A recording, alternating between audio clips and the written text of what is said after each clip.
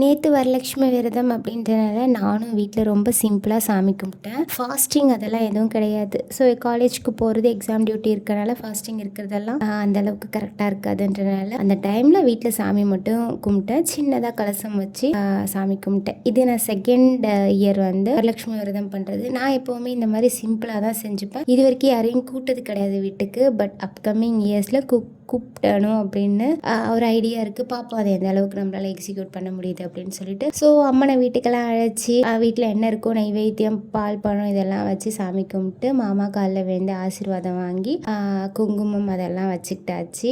மாமா எனக்கு ஆசீர்வாதம்லாம் பண்ணி கையில் ஒரு 5000 வந்து கேஷ் கொடுத்தாங்க. நானும் அதை சாமி ரூமில் வச்சுட்டு அதுக்கப்புறம் கொண்டு போய் நம்ம பீரோவில் வச்சுக்கணும். ஸோ இப்படி தான் வந்து நான் வரலட்சுமி விரதம் இது வரைக்கும் வந்து ஃபாலோ பண்ணிகிட்ருக்கேன். மற்றவங்களை கூப்பிட்டு செய்கிறதும் ஒரு முறை தான். அது முடிஞ்சால் வந்து செஞ்சுக்கலாம். பட் நான் அதை வந்து நெக்ஸ்ட் இயர் மேபி அப்கமிங் இயர்ஸில் அது மாதிரி ஃபாலோ பண்ணலாம் அப்படின்னு நினைக்கிறேன். லக்ஷ்மி விரதம் நீங்கள் வீட்டில் எப்படி வந்து விரதம் இருந்து வழிபாடு செஞ்சீங்க அப்படின்றத கமெண்ட் பண்ணுங்கள். இந்த வீடியோ உங்களுக்கு பிடிச்சிருந்தது அப்படின்னா நம்ம பேஜை ஃபாலோ பண்ணி வச்சுக்கோங்க. நெக்ஸ்ட் வீடியோவில் பார்க்கலாம். தேங்க்ஸ் ஃபார் வாட்சிங்.